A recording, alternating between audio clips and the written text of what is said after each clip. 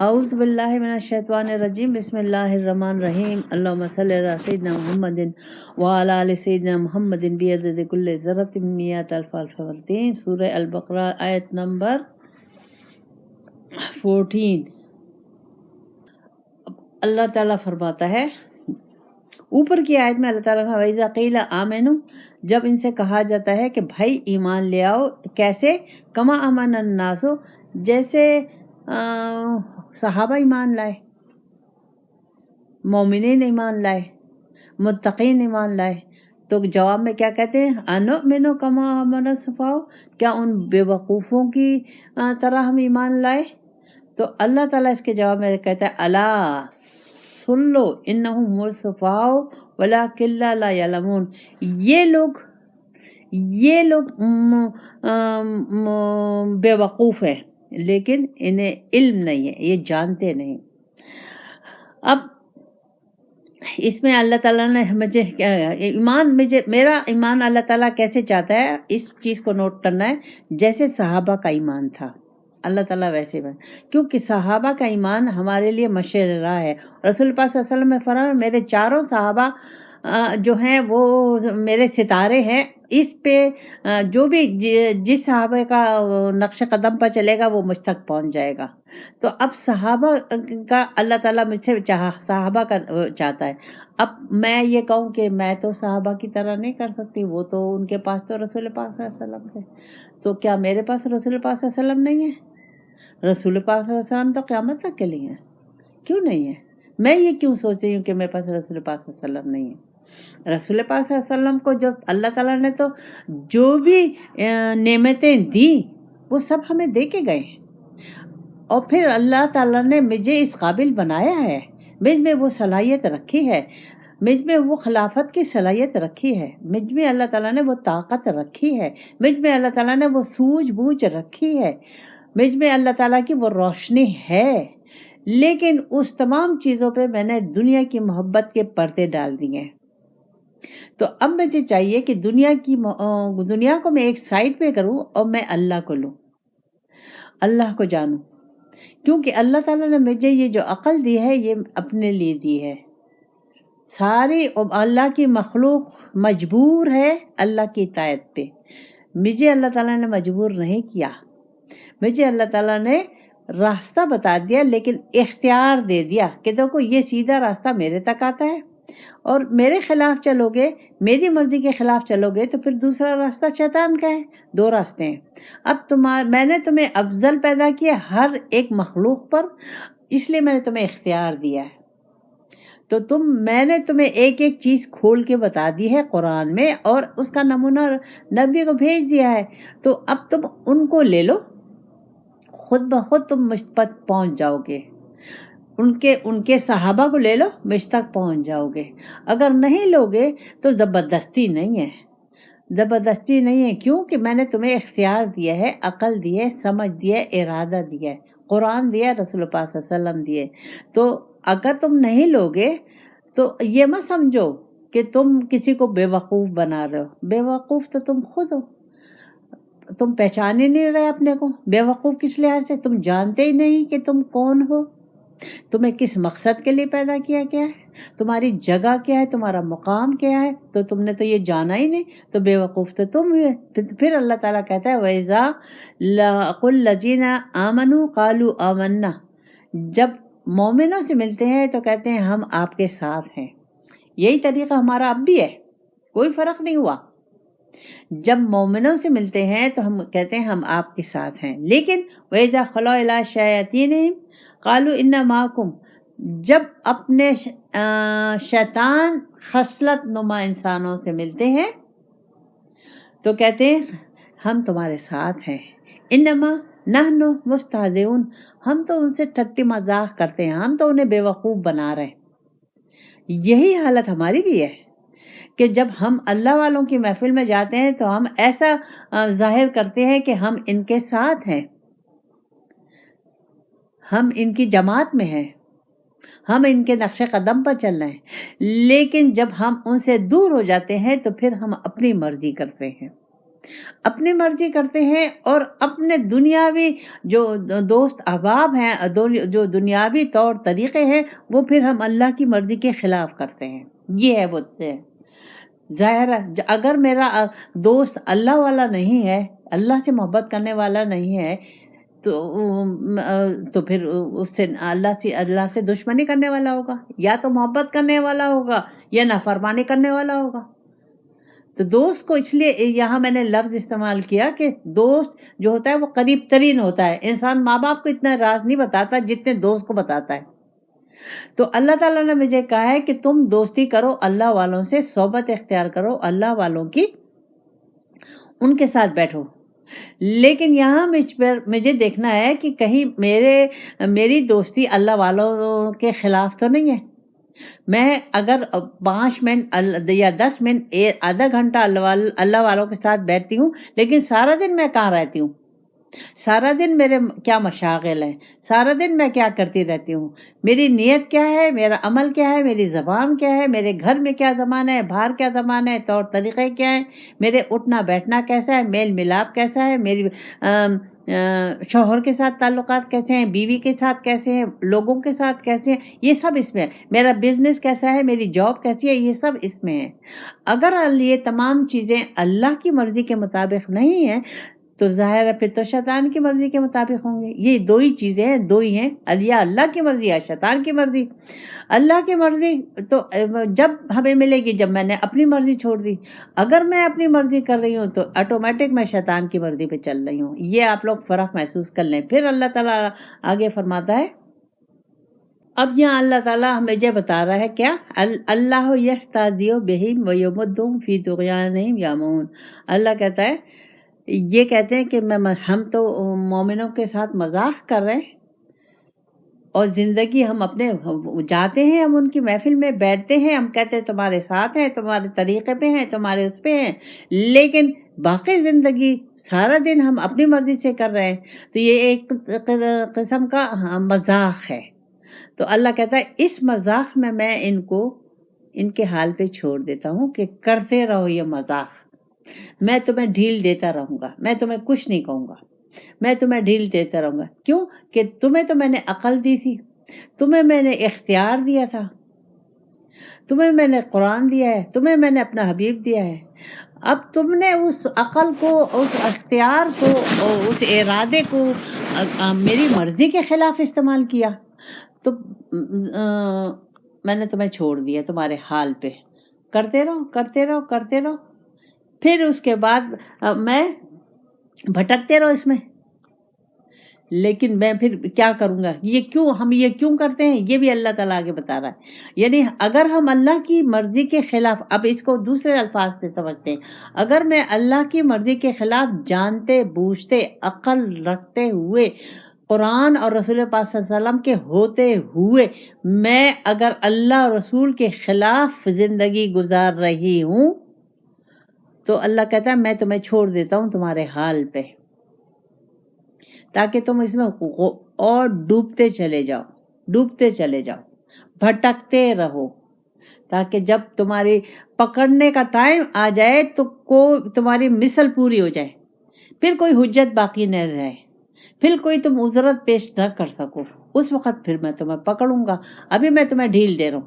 اب یہ دیکھیں، اللہ کی اگر ہم نے اللہ نافرمانی کی، اور ہم نے یہ کہہ کے نافرمانی کی کہ اللہ غفور الرحیم ہے، اللہ معاف کرنے والا ہے، اور ہم جانتے ہیں کہ ہم غلط کر رہے ہیں، ہمیں معلوم ہے کہ ہمارا نیت کیسی ہے، ہمارا ارادہ کیسے ہے، ہمارے زبان کیسی ہے، ہمارے دل کیسے خراب ہیں، ہمارے صبح سے شام تک اللہ کی نافرمانی کے ہمیں معلوم ہے، ہم جانتے ہیں، لیکن اس کے باوجود ہم ہوش میں نہیں آ رہے. تو اللہ تعالیٰ کہتا ہے میں تمہیں اس بے ہوشی میں چھوڑ دیتا ہوں، مرضی سے رہو، اس سرکشی میں تمہیں چھوڑ دیتا ہوں. لیکن جب تمہاری سرکشی آخر تک پہنچ جائے گی، جب میرے پکڑنے کا ٹائم آ جائے گا، تو پھر تمہاری گرفت ہوگی. اس کو ایک اور طریقے سے سمجھتے ہیں. ایک آدمی ہے، اس نے قتل کر دیا تو اب وہ بھاگ گیا، حکومت کے پکڑ میں نہیں آیا. کہ 1 سال چھپا رہا، 2 سال چھپے رہے، 3 سال چھپے رہے، اب یہاں وہ پکڑا نہیں تو وہ سمجھے کہ بس میں تو آزاد ہوں، میں تو وہ قتل پہ قتل کرتا گیا، اللہ کی نافرمانی کرتا گیا۔ ایک دن حکومت نے اس پہ گرفت کر لی، اب سارے سزائیں اب اس کو دی جائیں گی، ہر قسم کی سزا اسے دی جائے گی، یہاں تک کہ وہ پھانسی کے پھندے پہ چڑھ جائے گا۔ تو وہ یہ سمجھتا رہا کہ حکومت مجھے نہیں پکڑ سکتی، تو اس میں وہ اور نافرمانی، یہی ہم سمجھتے ہیں کہ اللہ ہمیں پکڑ نہیں سکتا، یا اللہ غفور الرحیم ہے، اس پہ ہم نافرمانی پہ نافرمانی، نافرمانی پہ نافرمانی، اور جان رہے ہیں کہ ہم نافرمانی کر رہے ہیں، ہم جان رہے ہیں کہ ہم جھوٹ بول رہے ہیں، ہم جان رہے ہیں کہ ہم غیبت کر رہے ہیں، ہم جان رہے ہیں کہ ہم منافقت کر رہے ہیں، ہم جان رہے ہیں کہ ہم سود کھا رہے ہیں، ہم جان رہے ہیں کہ ہم رشوت لے رہے ہیں، ہم جان رہے ہیں کہ ہم دوسرے کا حق مان رہے ہیں، ہم جان رہے ہیں کہ ہماری زبان اللہ کی مرضی کے مطابق نہیں چل رہی، ہمارے عمل اللہ کی مرضی کے مطابق نہیں ہے، جان رہے ہیں، جانتے بوجھتے، تو اللہ تعالیٰ مجھے کرتے رہو کرتے رہو کرتے رہو، جب خوب گناہوں کے میں لت پت ہو جائیں گے، جب اللہ کے پاس، تو اللہ تعالیٰ ہمیں پکڑ لے گا۔ تو ہم یہ کیوں کرتے ہیں، یہ اللہ تعالیٰ مجھے آگے آیت میں بتا رہا ہے کہ ایسا ہم کیوں کرتے ہیں۔ اولئک الذین اشتروا الضلالۃ بالہدی، اللہ کہتا ہے ان کو تو چاہیے تھا کہ یہ سیدھے راستے پہ چلتے، سیدھا راستہ اللہ کی مرضی، لیکن ان کو تو دنیا سے محبت تھی، پیسوں سے محبت ہے، دنیا کی چیزوں سے محبت ہے، تو انہوں نے اس کے بدلے میں دنیا لے لی، یعنی اللہ کی مرضی لینے کے بجائے انہوں نے دنیا لے لی، یہ ہے اس کا ترجمہ، اللہ کی مرضی لینے کے بجائے دنیا لے لی۔ تو اللہ کہتا ہے فما ربحت تجارتہم وما کانوا مہتدین، انہوں نے جو تجارت کی ہے وہ انتہائی خسارے والی ہے، کوئی فائدہ نہیں ہوگا، کوئی ان کو یہ جو انہوں نے تجارت کی ہے یہ انتہائی نقصان دے گی ان کو، دنیا میں بھی، قبر میں بھی، اور آخرت میں بھی۔ کیسے؟ کیونکہ اللہ تعالیٰ نے کہا ہے کہ تم مجھ سے تجارت کر لو، کہ تم مجھے اپنا تن من دے دو، میری مرضی لے لو، تو میں تمہیں جنت دے دوں گا، اپنا دیدار دے دوں گا۔ تو تن من دیں گے تو اللہ کی مرضی لینی ہوگی۔ اچھا، تو اب وہ ہم نے کی نہیں، تو اب ہم دنیا کی محبت میں لگے ہوئے، اللہ کی نافرمانی کر رہے ہیں، ہر قدم پہ اللہ کی نافرمانی کر رہے ہیں۔ اللہ تعالیٰ نے مجھے نہیں کہا کہ تم جھوٹ مت بولو، اللہ کہتا ہے جھوٹ مت بولو، اللہ نے مجھے نہیں کہا کہ خیر تم جھوٹ بولو میں تمہیں معاف کر دوں گا، تم سود کھاؤ میں تمہیں معاف کر دوں گا، اللہ تعالیٰ نے یہ مجھے نہیں کہا۔ غلطی انسان سے ہو جاتی ہے، لیکن دیدہ دانستہ جو غلطیاں ہم کر رہے ہیں اور گناہوں میں ہم لت پت ہو گئے ہیں، تو اللہ کہہ رہا ہے تم نے جو یہ دنیا کو لے لیا ہے، بجائے مجھے لینے کے، بجائے میرا دیدار لینے کے، بجائے جنت لینے کے، تو یہ تم نے گھاٹے کا سودا کیا ہے۔ دنیا کب تک ہے؟ تم ارب پتی ہو جاؤ گے، کھرب پتی ہو جاؤ گے، محل تمہارے یہاں ہوں گے، تمہارے جہاز ہوں گے، آؤ گے کیا؟ کچھ لے کے آؤ گے ساتھ میں؟ خالی ہاتھ آؤ گے۔ کس کے پاس آؤ گے؟ میرے پاس آؤ گے۔ پھر میں تمہیں بتاؤں گا کہ میں نے زندگی تمہیں اس لیے دی تھی کہ تم یہاں خالی ہاتھ آؤ میرے پاس، میں نے تمہیں زندگی اس لیے دی تھی کہ تم نافرمانی کرو میری، میں نے تو تمہیں اپنے لیے پیدا کیا تھا، اپنے جاننے کے لیے، اپنے پہچاننے کے لیے، میں نے تمہیں اپنا خلیفہ بنایا تھا، تم نے عقل میں نے تمہیں دی تھی، تم نے اس عقل سے کام کیوں نہیں لیا؟ اس سوجھ بوجھ سے کام کیوں نہیں لیا؟ غور و تدبر کیوں نہیں؟ میں نے تمہیں ہر وقت میں تمہیں ڈھیل دی، میں تمہیں سمجھاتا رہا، میں نے تمہیں تنبیہ کی، تم پہ بیماریاں لائے، دکھ لائے اور تکلیفیں مختلف قسم کی میں تمہیں تنبیہ کرتا رہا، لیکن تم تو جاگے ہی نہیں، تم اسی طرح دنیا میں مست۔ میں تم پہ اتنا زبردست کرونا لایا، اس سے بھی تم نے کہا یہ تو یہ ہے، یہ تو یہ ہے، یہ تو چائنا نے کر دیا، اس نے کر دیا، اس نے کر دیا، تم نے اس پہ ٹال دیا، اس سے اب تم نے اپنی جان چھڑا لی، ہر طریقے سے تم نے میری مرضی سے جان چھڑائی، مجھے جاننے سے جان چھڑائی، نہیں آئے تم میری طرف، تم نے غور و فکر نہیں کیا، تدبر نہیں کیا، تم میری طرف نہیں آئے، تم نے معافی نہیں مانگی، تم میری طرف متوجہ نہیں ہوئے۔ اگر تم معافی مانگ لیتے اور تم میری طرف متوجہ ہو جاتے اور تم میری مرضی لے لیتے، میں تمہیں معاف کر دیتا، بھلے کتنے گناہ تم نے کیوں، لیکن تم نے تو توجہ کی نہیں، تم نے تو اہمیت دی نہیں، حالانکہ تمہیں میں نے اپنے لیے پیدا کیا تھا۔ تو اللہ کہہ رہا ہے انتہائی خسارے کا سودا کیا، انتہائی خسارہ، کوئی فائدہ نہیں۔ پھر اللہ تعالیٰ ایک اور قسم بتاتا ہے منافق کی۔ اب یہ بھی دیکھیں، اس میں اللہ تعالیٰ نے منافقین کی قسمیں بتائی ہیں، کیا خصلتیں ہیں منافقین میں، کس قسم کے منافقین ہیں مسلمان۔ پھر اللہ تعالیٰ فرماتا ہے بہرے گونگے اندھے تو وہ پھر آنے والے نہیں۔ اچھا، اب اللہ تعالیٰ فرماتا ہے ایک اور قسم، مثل الذین کمثل الذی استوقد نارا، اللہ کہتا ہے ان کی مثال، بعض لوگوں کی مثال ایسی ہے، بعض مسلمانوں کی۔ اس سے پہلے اب یہ ہے یہود اور نصارہ جو تھے یہ مسلمان تھے، یہود موسیٰ علیہ السلام کی قوم کے اور مسلمان تھے، نصارہ مخالفت کرتے رہے، آ گیا ان پر اللہ کی پکڑ آ گئی، تو اللہ تعالیٰ نے ان کو غلام بنا دیا، وہاں غلام بنا دیا۔ تو پھر اس کے بعد کافی عرصے تک یہ تکلیفوں میں رہے، تو پھر اللہ تعالیٰ نے ان کے پاس عزیر علیہ السلام بھیجے، تو عزیر علیہ السلام کے ذریعے سے یہ لوگ راستے پہ رہے، وقت آیا بگڑتے چلے گئے، پھر نافرمانیاں شروع کر دی۔ تو پھر یہ روم والوں نے ان پہ حملہ کیا، ان کو تباہ و برباد کر دیا، تو یہ وہاں سے بھاگ کر مدینہ آ گئے۔ مدینہ کیوں آئے؟ کیونکہ ہر آسمانی کتاب میں رسول پاک صلی اللہ علیہ وسلم کی حلیہ مبارک اور ہجرت کی جگہ اور آخری پیغمبر کی نشانیاں رکھی۔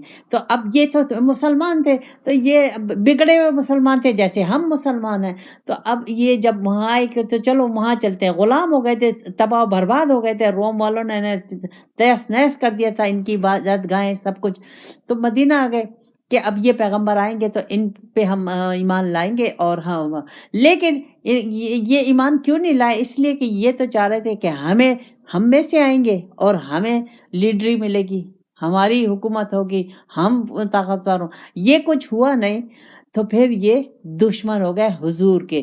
اب یہاں اللہ تعالیٰ کہتا ہے مثل الذین کمثل الذی استوقد نارا، جب ان کے پاس آئی روشنی، کس کی؟ رسول پاک صلی اللہ علیہ وسلم کی شکل میں، تو کیا ہوا؟ فلما اضاءت ما حولہ ذهب اللہ بنورہم، تو ان کے چاروں طرف جگمگا اٹھا، ظاہر ہے رسول پاک صلی اللہ علیہ وسلم چاروں طرف ان کا جگمگا اٹھا، یعنی چاروں طرف اللہ تعالیٰ کا نور۔ رسول پاک صلی اللہ علیہ وسلم تو زبردست ہستی، اللہ تعالیٰ کے زبردست محبوب نبی، تو اب ان کی تعلیمات قرآن، اس کی روشنی پھیلنے لگی، لیکن انہوں نے مخالفت شروع کر دی، انہوں نے سازشیں شروع کر دی۔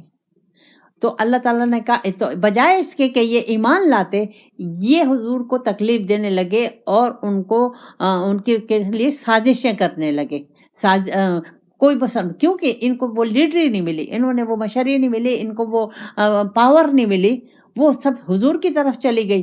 تو اب یہ جیلس ہو گئے حضور سے، تو اب حضور کو طرح طرح سے تکلیفیں دینے لگے۔ تو اللہ تعالیٰ اللہ کہہ رہا ہے پھر میں نے کیا کیا؟ ماحول ذهب اللہ بنورہم وترکہم، میں نے ان سے وہ صلاحیت چھین لی، وہ سمجھ کی جو صلاحیت تھی، وہ صلاحیت چھین ان سے لے لی کہ یہ سمجھتے کہ رسول پاک صلی اللہ علیہ وسلم کون ہے۔ وترکہم فی ظلمات لا یبصرون، اور ان کو میں نے چھوڑ دیا اندھیروں میں، انہیں کچھ نہیں سوچتا۔ اب اس وقت ہم اپنی حالت دیکھیں، ہماری حالت بھی یہی ہے، ہمیں سمجھ میں آ رہا ہے کہ رسول پاک صلی اللہ علیہ وسلم کون ہے، ہمیں بھی سمجھ میں نہیں آ رہا۔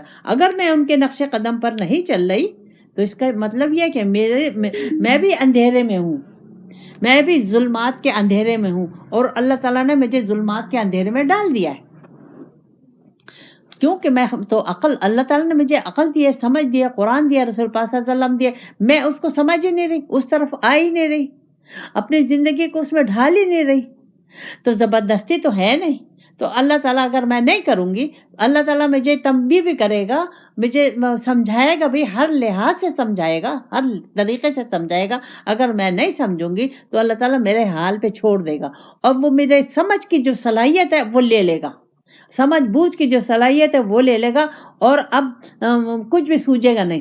اب مجھے حق سوچ رہا ہے. اگر میں قرآن و سنت پر عمل نہیں کر رہی، اس میں اپنے کو نہیں ڈھال رہی، تو اس کا مطلب یہ ہے کہ سیم، کیونکہ رسول اللہ صلی اللہ علیہ وسلم نے فرمایا کہ آخری زمانے میں میری امت قدم بقدم یہود و نصارہ کے نقش قدم پر چلے گی. یہی ہو رہا ہے چاروں طرف.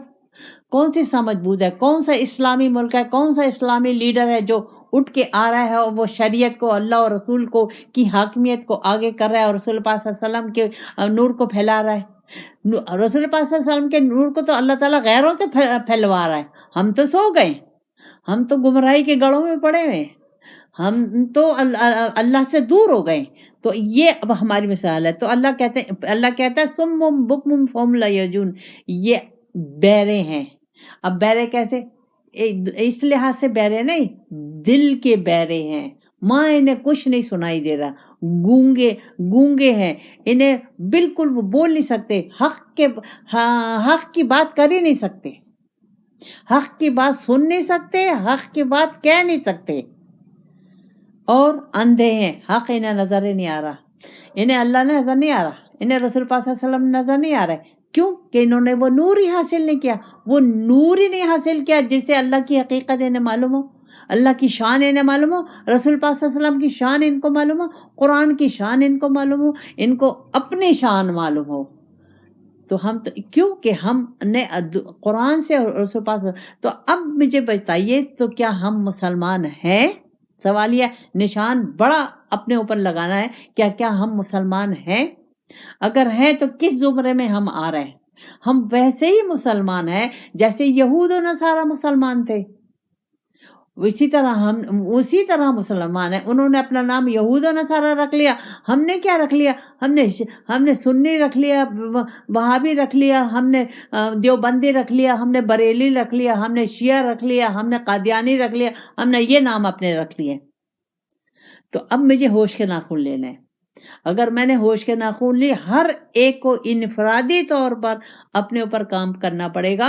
اگر ہم نے اپنے اوپر کام نہیں کیا تو اللہ تعالیٰ مجبور نہیں کرتا، اللہ تعالیٰ مجھے میرے حال پہ چھوڑ دے گا.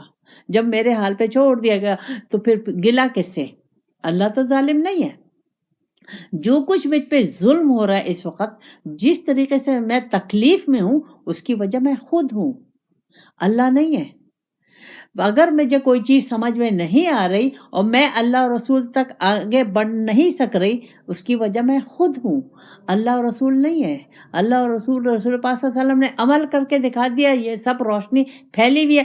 جو بھی لے گا اس قرآن کو، ایک فرد لے گا، ایک عورت لے گی، ایک لڑکی لے گی، ایک لڑکا لے گا یا مرد لے گا، یا ایک قوم لے گی، وہ فلاح پائیں گے اور کامیاب ہوں گے اور اپنی مراد کو پہنچیں گے. مراد کو پہنچنے کا مطلب اپنے اللہ کی دیدار کے قابل ہو جائیں گے. ربنا آتنا فی الدنیا حسنۃ وفی الآخرۃ حسنۃ وقنا عذاب النار.